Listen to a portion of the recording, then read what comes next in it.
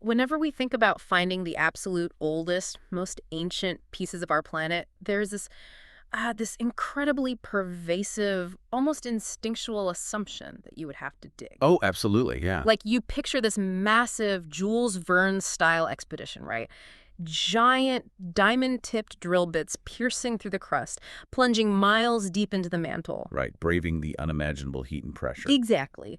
All to just reach some hidden, untouched vault of Earth's history. It's a very intuitive mental model, you know. I mean, we are conditioned by basic archaeology and, honestly, just the physics of a sandbox to believe that the older something is, the deeper it must be buried. Because it's buried under the sedimentary layers of, well, everything that came after it. Precisely. Under all the subsequent history. But then you look at the field reports and the raw geochemical analyses coming out of places like Western Australia and the Canadian Arctic. And it completely flips that sandbox idea on its head. It really does. You realize those geologists aren't digging miles into the Earth. They aren't lowering themselves into some subterranean magma chamber. No, they're literally just walking across the surface. Right. The oldest pieces of our planet are hiding in plain sight. They're exposed to the wind, the rain, the snow, and the mosquitoes. So many mosquitoes in the Arctic. Yeah, but they are completely accessible, just waiting for someone with a rock hammer to walk by and chip off a piece. Okay, let's unpack this, because for our deep dive today, our mission is to explore a stack of fascinating geological sources covering Earth's oldest known rocks. We're talking about sites like the Acasta Gneiss, the Nuvvuagittuq Greenstone Belt, and the Jack Hill Zircons. Right. And we really want to understand how these rocks survived, how we read their ancient internal clocks, and what they reveal about the surprisingly familiar conditions of early Earth. It is a beautiful paradox, really. The ultimate survivors of Earth's violent infancy are right under our boots. Hiding in plain sight. And reading through the data on these specific sites, you realize these aren't just old rocks. They are the only surviving witnesses to the Hadean and Neoworkian eras. Which is such an abstract concept for a human brain to process, honestly. I was trying to conceptualize this before we started. It's tough to wrap your head around deep time. It is. So I want you, listening right now, to just pause and imagine holding one of these rocks in the palm of your hand. It's solid, cold, heavy. It feels like literally any piece of gravel in your driveway. Exactly. But this specific rock formed over 4 billion years ago. It crystallized a geological blink of an eye after the planet itself coalesced from a chaotic cloud of solar dust and gas. To put that in perspective, our solar system is roughly 4.56 billion years old. The rocks we're looking at today take us back to within a few 100 million years of that absolute beginning. Which is just wild. The continents as we know them did not exist. The atmospheric composition would have been entirely toxic to us. No oxygen to breathe, right? Right. Complex life was billions of years away, and yet the physical matter you would be holding in your hand was there, solidifying in that exact alien environment. But before we get into what those specific rocks actually look like and what they tell us about that alien world, we have to deal with the sheer mathematical improbability of them existing at all. The survival aspect. Yeah, because from what I understand, the Earth is not a passive museum. It is a giant, churning, incredibly violent recycling machine. That's a great way to put it. Our planet is uniquely defined in our solar system by the cycle of plate tectonics. Right, the moving puzzle pieces. Exactly. The crust is not a static shell. It is divided into these massive shifting plates. New crust is constantly being created at mid-ocean ridges where magma rises up and pushes the plates apart. And then eventually that crust gets dragged back down into the mantle at subduction zones, right? Yes, subduction is the key. And when it gets dragged down, it melts. It gets completely destroyed and folded back into the planetary batter. Melted, compressed, and chemically altered, completely beyond recognition. It is a continuous, relentless process of destruction and renewal. So if you run the math on a planet that has been operating this conveyor belt for over 4 billion years. The statistical odds of any piece of crust surviving that constant recycling process without being dragged into the mantle are just astonishingly slim. So where are the safe zones? Like, if the entire planet is a recycling plant trying to eat its own crust, how does a rock survive for 4 billion years? The answer lies in geological structures called cratons. Cratons, okay. Yeah. If you picture those tectonic plates as massive sliding puzzle pieces, The edges of those pieces are where all the chaos happens. Right, like the Ring of Fire. Exactly. That is where you have your earthquakes, your stratovolcanoes, the deep oceanic trenches. Yeah. But the centers of certain continental plates have these ancient, incredibly stable, deeply rooted cores. Like a hardened fortress in the middle of a battlefield. The borders are constantly under siege, but the center is basically untouched. And those fortresses are the cratons. Because they are situated so far away from the destructive boundaries of the tectonic plates, they manage to just ride out the entire cycle. They just drift around the globe. They drift, they might crash into other continents, but they don't get subducted. We see these massive geological anchors all over the world. Like where? Well, the North American craton, for instance, spans much of Quebec, Ontario, and extends down into the United States. In Australia, you have the Yilgarn and Pilbara cratons. And looking at the sources, there's a fantastic, highly accessible example of this, right, in the United States, right? The Morton Gneiss. Yes, the Morton Gneiss is a classic example. It's located in southwestern Minnesota, which is part of that ancient North American fortress, specifically a piece called the Superior Province. That's right. And this rock formed roughly 3.5 billion years ago. But what I found so fascinating is that it didn't just sit there peacefully. No, it definitely saw some action. Yeah, two pieces of ancient crust eventually slammed into each other in a massive tectonic collision, and the Morton Gneiss was caught right in the middle of the crush. But crucially, it wasn't pushed down into the mantle. The immense pressure and heat of that continental collision baked it, folded it, and deformed it. But it survived. It did. It ultimately locked it into a giant, buoyant chunk of preserved crust. It became part of the craton's armor. But wait, if these cratons are so good at surviving, why isn't the whole world just made of them? That's the geodynamic puzzle. Because if the early Earth was completely covered in these thick, strong continental cratons, wouldn't that actually prevent plate tectonics from happening at all? How do you mean? Well, from everything I've read, you need oceanic crust like the dense, heavy basalt to sink into the mantle and physically pull the plates along to drive the recycling engine. It's a slab pull, yes. Right. So if the whole planet is covered in buoyant continents, nothing sinks and the engine just stalls out, right? Right. You've just articulated one of the most significant debates regarding the early Earth. It's known as the stagnant lid hypothesis versus early mobile tectonics. Stagnant lid. That sounds, messy. A planetary surface, mostly covered by thick, buoyant continents, creates a mechanical contradiction. It wouldn't allow the operation of plate tectonics as we know it, which, ironically, is the very process that generates more continental crust over time. So it couldn't have been a solid shell of cratons. Most models suggest it wasn't.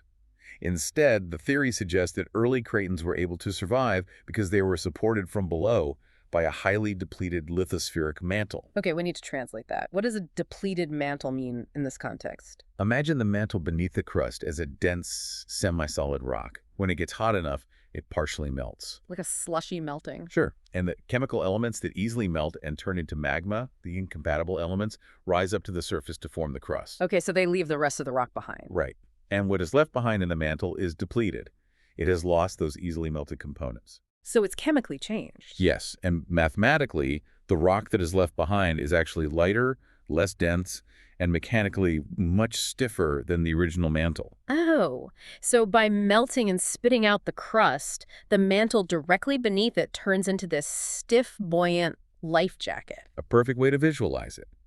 These cratons were anchored to these stiff, depleted roots. So they were basically the life rafts that survived the Hadean and Archean oceans of tectonic chaos. Exactly. While the denser early oceanic crust was constantly sinking and melting, these buoyant rafts just bobbed along on the surface, preserving the rocks on top of them. And it is exactly on one of those ancient life rafts, a craton in Western Australia, where geologists found the absolute oldest known pieces of the Earth. Yes, the Australian cratons are legendary for this. But the twist in the research here is that the oldest things we've found aren't huge, sweeping cliffs of rock. They aren't intact boulders. No, they are microscopic. They're tiny. We are transitioning from macrogeology to the microscopic realm of the Jack Hills zircons. The famous Jack Hills. The Jack Hills are this remote range in Western Australia.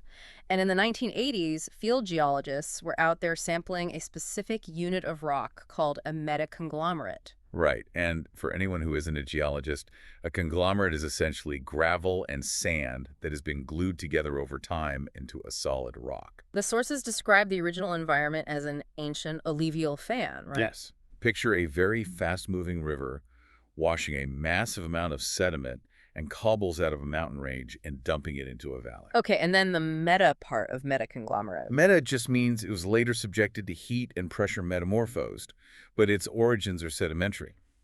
Now, the metaconglomerate itself, the glue holding the gravel together, dates back to about 3.6 billion years ago. Which is incredibly old, obviously, but it doesn't break the record. Not even close. Because the record-breaking part is what they found inside the gravel. Because the gravel in that river had to erode out of a mountain that existed before the river did. The parent rock. Right, so scientists take this 3.6 billion-year-old rock and they crush it up to see what the individual grains of sand are made of.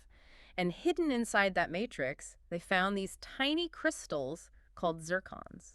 And when those specific zircon crystals were isolated and dated, the numbers that came back fundamentally shook the geological community. I can imagine. They clocked in at 4.404 billion years old, or, in geological shorthand, 4.404 guess. 4.404 billion. That is just 150 million years after the Earth literally formed from a spinning disk of debris. It is almost incomprehensible. It really is. But to truly grasp the weight of that number, we have to look at the physical process of how scientists extract these microscopic crystals. Yeah, and more importantly, how they can look at a speck of dust and confidently declare it is 4.5 billion years old. Because honestly, it sounds like magic. It does, but it's rigorous chemistry. So how do you even find a microscopic crystal inside a boulder? You can't just look at it with a magnifying glass. Oh no. The extraction process is brutal and meticulous. You start by taking massive chunks of this Jack Hills conglomerate. We're talking tens or hundreds of kilograms of rock. Okay, that's a lot of rock. And you literally smash it. You put it through a jaw crusher, which is exactly what it sounds like, a massive mechanical jaw that grinds the boulders down to gravel. Okay. Then you put that gravel into a disc mill to grind it down to a fine sand. So you've completely destroyed the rock to find the crystal. Exactly. Now you have buckets of sand containing billions of grains of quartz, feldspar, and hopefully a few zircons. Needle in a haystack. Very much so. To separate them, geologists rely on density. Zircon is an incredibly dense, heavy mineral compared to common quartz. So they sort it by weight? Sort of. They run the sand over a Wilfley table, which is basically a vibrating, slanted table with water running over it. Oh, I've seen things like that. It acts just like a gold miner's pan, right? Exactly. The lighter quartz washes away, and the heavy minerals stay behind. So it's basically high-tech gold panning. Then they take that heavy residue and use toxic heavy liquids, like methylene iodide. Quartz floats in it. Zircon sinks. Okay. Finally, they use powerful magnets to pull out magnetic minerals. What you are left with is a tiny vial containing nearly pure zircon crystals, each no larger than a grain of fine sand. That is an insane amount of work for a vial of sand. But it's worth it. Okay, so you have your vial of microscopic sand. How does the atomic clock inside it actually work? I know it relies on uranium and lead, but what is the actual mechanism? It's radiometric dating, specifically the UP system, which is universally considered the absolute gold standard for accuracy in deep-time geology. The gold standard, okay. Zircon has a very specific chemical formula. Zirconium, silicon, and oxygen forming a crystal lattice. This crystal grows as magma cools. Right. Now imagine that growing crystal lattice is a very exclusive nightclub with a strict bouncer at the door. Okay, I like this. So the bouncer only lets in zirconium atoms. Usually, yes. The lattice is rigidly structured for the size and electrical charge of a zirconium atom.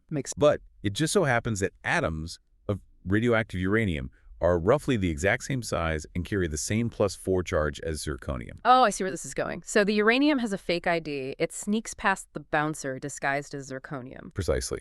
The crystal accidentally incorporates uranium into its structure as it grows. Sneaky uranium. However, the bouncer is incredibly good at spotting lead.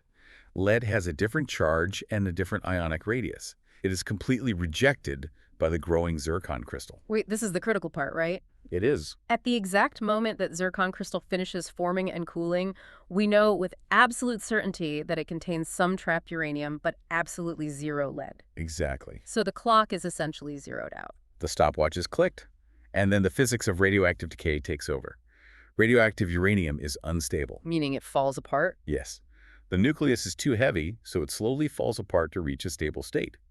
It undergoes a predictable chain of decay, spitting out alpha and beta particles. until it eventually transforms into a stable atom of lead. And because it's trapped inside that zircon crystal, that newly formed lead can't escape. It's locked in the vault. Exactly. And we know the exact unchanging rate at which uranium decays into lead. It's called a half-life. And that rate doesn't change. It doesn't matter if the crystal is heated, frozen, or buried under a mountain, the nuclear decay rate is constant. Wow. So geologists take these microscopic zircons, embed them in an epoxy puck, polish them flat, and put them into a machine called a mass spectrometer. Which shoots them with a laser. An ion beam, yes. Yep. It physically blasts a microscopic crater into the zircon, vaporizes a tiny amount of the crystal, and sucks those atoms into a magnetic field to weigh them. That sounds like science fiction. By literally counting the number of uranium atoms left and comparing it to the number of lead atoms that have appeared, it is a straightforward mathematical equation to calculate exactly how long that crystal has been a closed system. 4.404 billion years. That process is just incredible. It really is. It makes me think of these zircons as the geological equivalent of an airplane's black box flight recorder.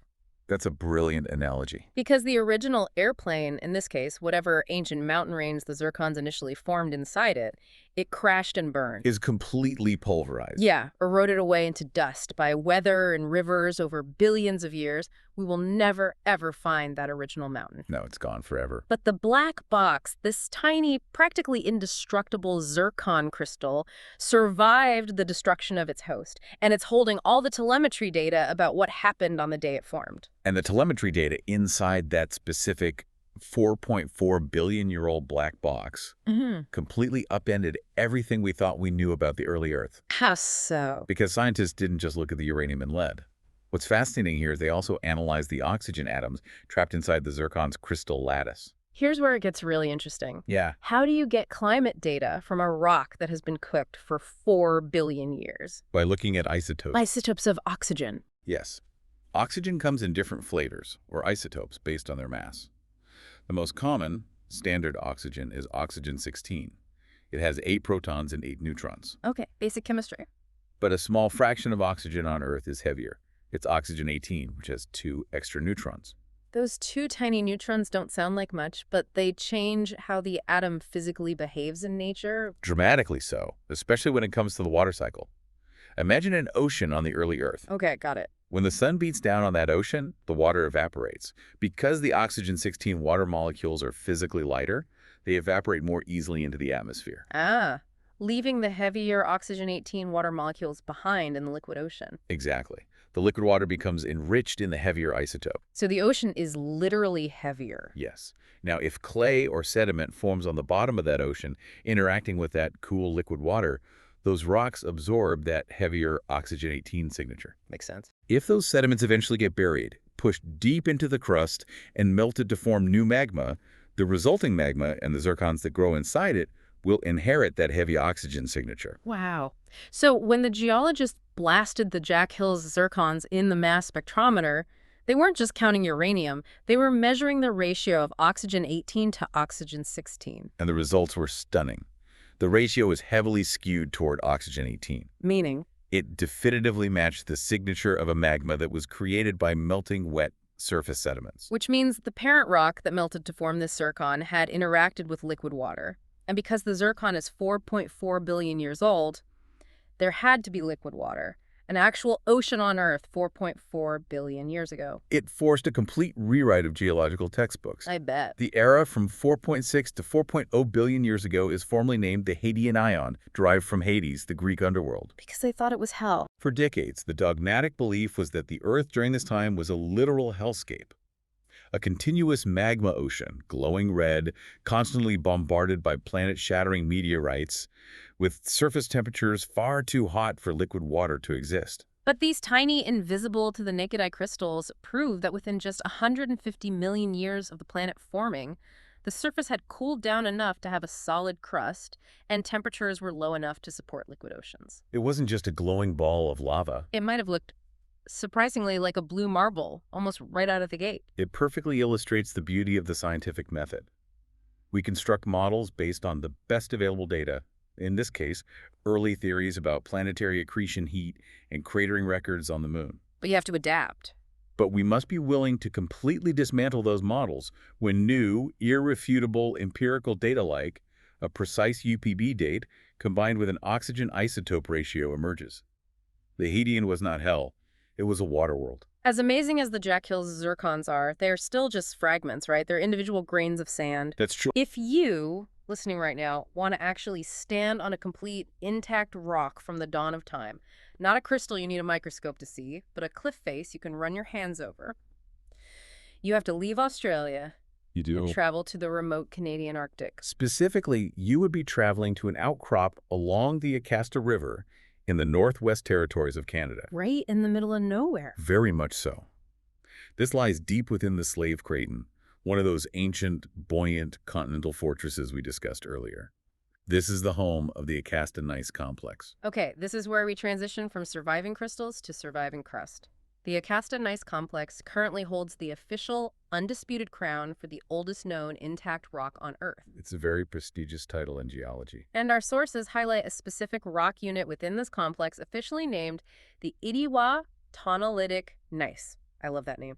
Idiwa means ancient times in the local indigenous language of the Czech people. It's a very fitting name. Using that same uranium-lead zircon dating method we just unpacked, geologists have precisely dated the crystallization of this intact rock to 4.02 billion years ago. And it's crucial to understand that standing in front of the Acasta Gneiss isn't like looking at a pristine granite countertop. The complexity of this rock is staggering. It's messy. Very. It is a polydeformed gneiss complex. Meaning it has been through the tectonic ringer. Over billions of years, it has been subjected to immense tectonic pressure, folded into incredibly tight, swirly patterns, heated up, partially melted, and injected with newer veins of magma over and over again. If you look at photos of the outcrop, it looks like marbled gray and white cake batter that has been stirred violently and then frozen solid. That's exactly what it looks like. Okay. And it is notoriously difficult to read because so many subsequent geological events are overprinted on top of the original rock. In fact, the sources mention that within some of the slightly younger gneisses in that same area, rocks dating to 3.92 billion years old, they found what they call a xenocrystic zircon core that dates back to 4.2 billion years ago. A xenocryst is essentially a foreign crystal. Foreign, like from another rock. Yes. An older zircon was eroded or plucked from a 4.2 billion-year-old rock and became trapped inside a newer pool of magma that crystallized at 3.92 billion years ago. So the original 4.2 billion-year-old rock that grew that specific crystal is completely gone, melted away, or pulverized. But the crystal survived as a stowaway in the younger Acasta rocks. It just highlights how chaotic this environment is. But what really captivated me about the Acasta Gneiss isn't just the sheer age, it's what the chemistry of the rock tells us about how the Earth was operating 4 billion years ago. To understand that, we have to look at the specific classification of the Acasta rocks. They are known as TTG sweet rocks. TTG. That acronym stands for tonalite, trondhjemite, and granodiorite. Okay, let's break that down without getting lost in the weeds. What is a TTG? If you look at modern continental crust, it is largely made of granite. TTGs are essentially the ancient primitive precursors to modern granite. Okay, primitive granite. They dominate Archean terrains around the world. But they possess a very specific, highly unusual chemical signature that modern granites lack. This is the forensic geology part of the deep dive. The sources mention a few key characteristics: high levels of sodium, a high ratio of strontium to yttrium. Yes, but the smoking guns were two very specific chemical depletions. The rocks are missing heavy rare earth elements, and they lack something called a europium anomaly. Let's take those one by one, because this is how geochemists basically reverse engineer the Hadean Earth. First, the heavy rare earth elements, or HREs. These are elements at the very bottom of the periodic table, things like lutetium and ytterbium. Hard to pronounce. Very. When a rock melts to form magma, these elements usually prefer to enter the liquid magma. So if a rock like the Acasta TTG is formed from that magma, but it is completely missing these elements, it tells us something trapped them at the source. Something acted like a sponge and refused to let the heavy rare earth elements melt into the liquid. Okay, so what's the sponge? In deep earth mineralogy, the ultimate sponge for HREs is a mineral called garnet. The atomic lattice of garnet is perfectly sized to capture and hold on to those heavy rare earth atoms. But here's the critical clue. Garnet only becomes physically stable and forms at very high pressures deep underground. So clue number one. The magma that formed the Acasta Gneiss must have melted at a substantial depth, high enough pressure for garnet to exist and hoard all the heavy rare earth elements before the magma rose to the surface. Correct. Now let's examine the second clue, europium. Europium is another rare earth element, but it has a unique behavior. Okay, what does europium do? There is a very common low-pressure mineral called plagioclase feldspar that absolutely loves to incorporate europium into its structure. Okay, so if garnet is the high-pressure sponge, plagioclase is the low-pressure sponge. Yes. If plagioclase is present when magma is melting or crystallizing, it vastly alters the distribution of europium, creating a distinct spike or dip on a geochemist's chart, an anomaly. But the Acasta rocks don't have that. The fact that the ancient Acasta TTGs lack this europium anomaly tells us definitively that plagioclase was not a major player during their formation. So, putting the forensic clues together, the Acasta magma had to form deep enough for garnet to exist, but in an environment where plagioclase wasn't a factor. What kind of geological environment actually produces that specific set of conditions? When geophysicists run the thermodynamic models, the only scenario that perfectly fits that chemical signature is the partial melting of hydrated basalt. Hydrated basalt. Meaning you have to take wet oceanic crust, push it very deep into the earth to hit high pressures, and heat it up until it just begins to melt. And when you do that, the resulting magma cools into a TTG rock like Acasta. Now, today, we push oceanic crust deep underground at subduction zones, right? Where one plate slides under another. We do. But the temperature and pressure gradients in modern subduction zones don't quite match the Acasta signature perfectly. So where does it match? The sources point to a massive conclusion. The chemical signature of Earth's earliest evolved continental crust strongly indicates it was generated in an Iceland-like setting. Why Iceland? What makes Iceland so special compared to the rest of the world? Iceland is a geological anomaly. It sits directly on top of a mid-ocean ridge where tectonic plates are pulling apart and creating new basaltic crust. Okay. But simultaneously, it sits directly above a massive, deep mantle plume, a hot spot of intense thermal energy rising from the deep earth. So it's basically a volcano on top of a volcano. Essentially. This creates immensely thick, stacked piles of volcanic basalt. As the pile grows, the rocks at the very bottom get buried deeper and deeper. And pressure builds. The pressure at the bottom of that thick crust gets high enough to stabilize garnet, and the intense heat from the mantle plume causes that wet, buried basalt to partially melt, generating silica-rich magmas that rise up. Wow. So the Acasta data is telling us that the Hadean Earth might not have had the massive sliding continental plates we see today. It paints a very different picture. Instead, the first continents might have started out as these massive, steaming volcanic islands rising out of a global ocean, driven by extreme localized heat from the mantle below, churning out the very primitive crust that would eventually fuse together to form continents. It's a completely different geodynamic paradigm. A world dominated by massive volcanic plateaus rather than linear subduction zones. It is such a vivid picture of a young planet figuring out its own plumbing system. And what I think is incredible is that we are still actively finding new pieces to this 4-billion-year-old puzzle. It's not a closed book at all. No, there was a detail in the field reports about a recent discovery that really stuck with me. Oh, the field mapping further north. Yes, so the famous Acasta Gneiss outcrop, the one everyone has studied for decades, is actually a tiny geographical area. It's just a 30-square-kilometer window of exposed rock along the river. Very localized. But recently, a master's student was conducting field research about 250 kilometers north of the main Acasta site, pushing closer to the Arctic coast. Just expanding the search radius. And just by walking the terrain, she found new outcrops of rock that shared the same TTG chemistry.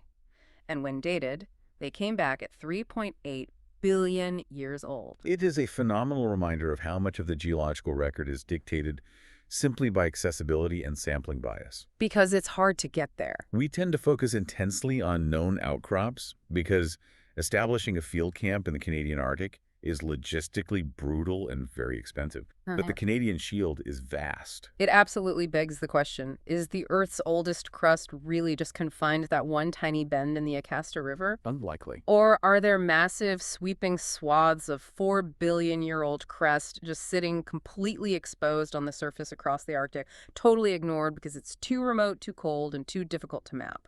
The sheer scale of what we don't know is humbling. It really is. It is highly probable that more ancient terrains remain undiscovered, which brings us naturally to perhaps the most intense and hotly contested debate currently raging in the geological community. Oh, the drama. Because while Acasta holds the undisputed, verified crown for the oldest intact rock, there's a fierce controversy surrounding a patch of rocks in northern Quebec that threatens to completely shatter Acasta's record. The challenger to the throne. If we really want to push the clock back, we have to look at the Nuvvuagittuq Greenstone Belt. The NGB for short. The NGB is located on the eastern shore of Hudson Bay in Quebec. And immediately, just looking at it, it is completely different from the Acasta Gneiss. Visually, it's striking. Acasta is that swirly, granitic-looking rock. The rocks that dominate the Nuvvuagittuq Greenstone Belt are mafic and ultramafic volcanic rocks.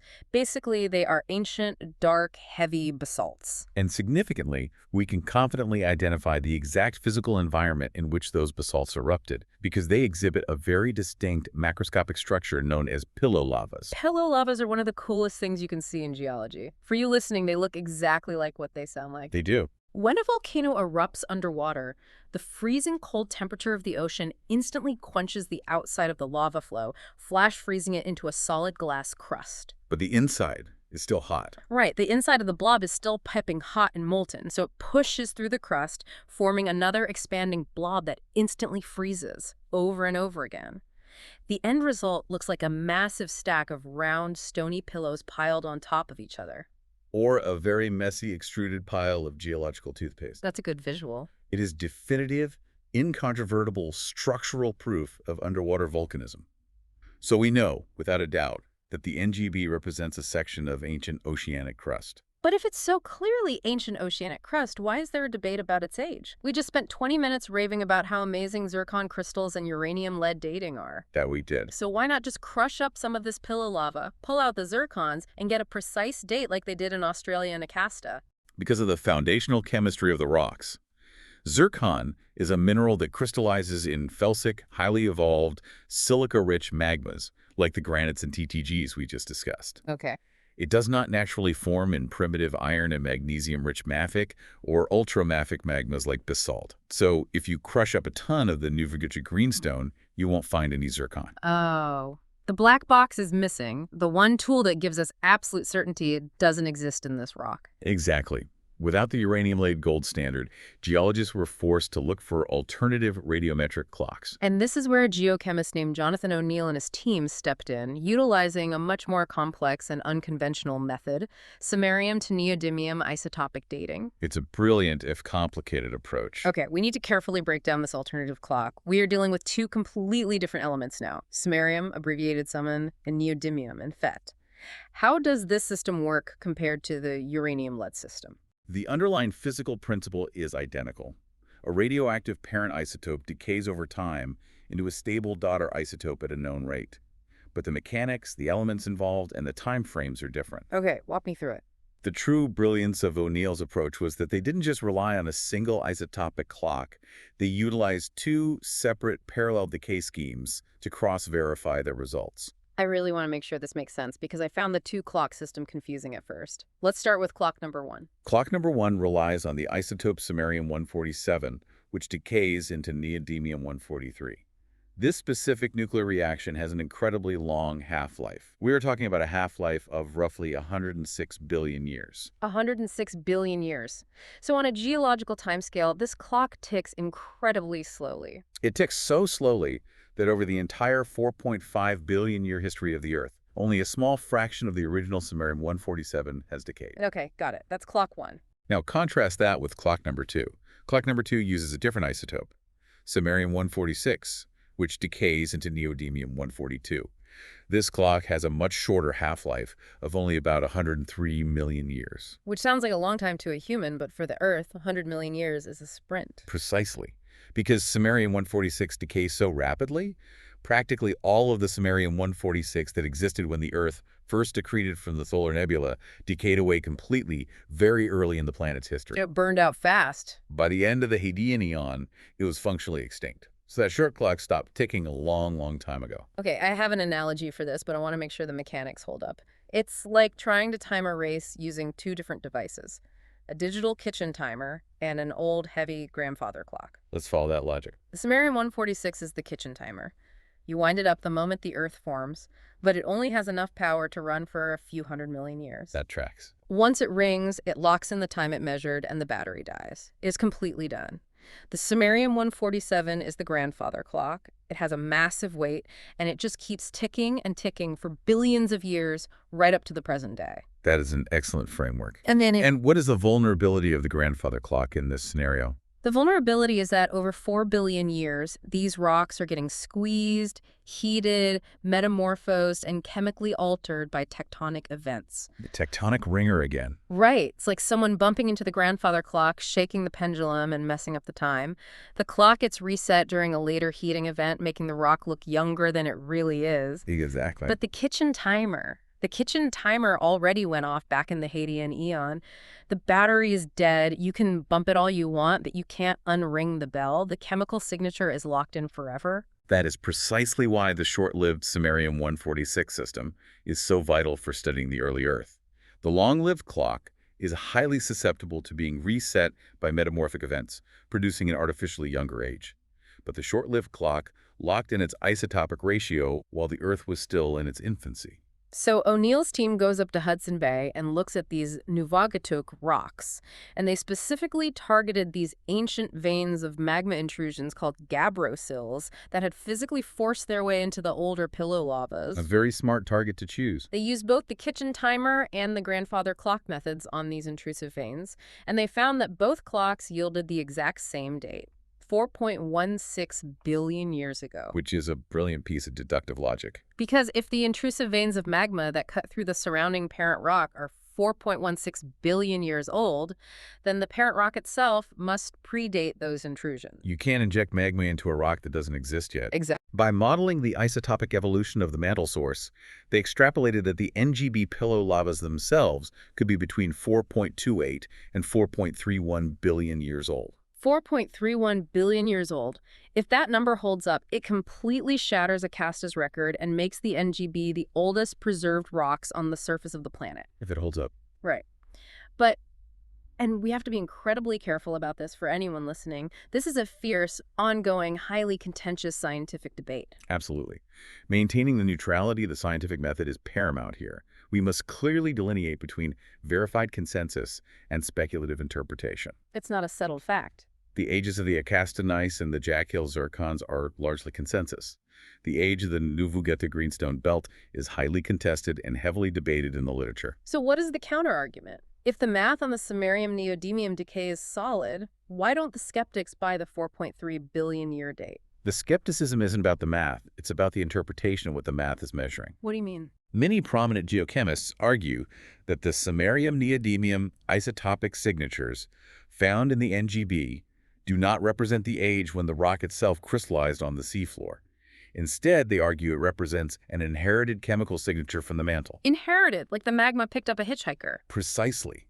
They propose a model where the magma that eventually formed the NGB erupted much later, around 3.7 billion years ago, in the Eoarchean era, not the Hadean. Okay. But before it erupted, while it was still deep underground, that rising magma melted and assimilated pieces of much older 4.3 billion-year-old Hadean crust that was trapped in the mantle. Ah, I see. So the rising 3.7 billion-year-old magma essentially recycled older material, carrying that ancient chemical kitchen timer up to the surface with it. Yes. So when geologists measure the rock today, it looks like it's 4.3 billion years old, but the rock itself only solidified 3.7 billion years ago. Exactly. It is a fundamental debate over inheritance versus direct formation.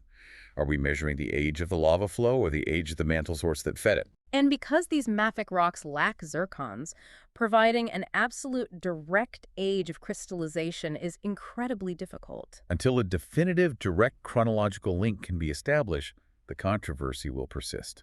But the intense debate over the age isn't even the only bombshell coming out of the Nuvvuagittuq Greenstone Belt.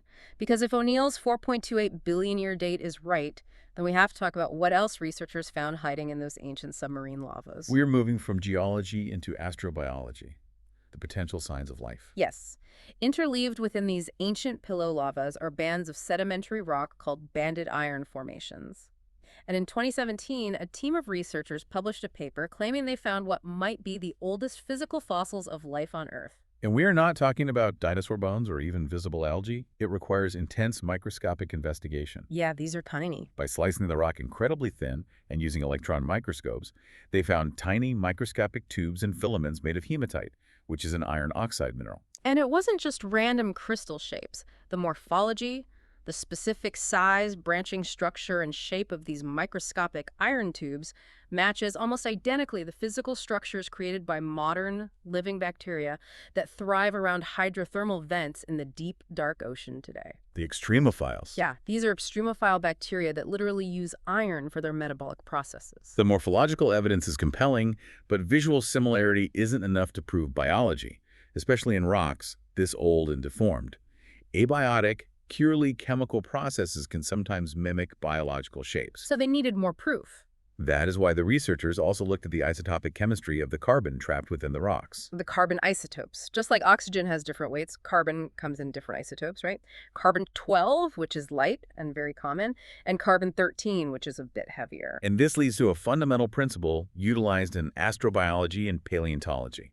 Biological processes are inherently lazy. Lazy, how so? When an organism, even a single-celled bacterium, metabolizes carbon to build its cellular structure, it takes physical energy to process the atoms. Because carbon-12 is lighter, it requires less activation energy for the enzymes to process it. Ah, so it takes the easy route. Yes.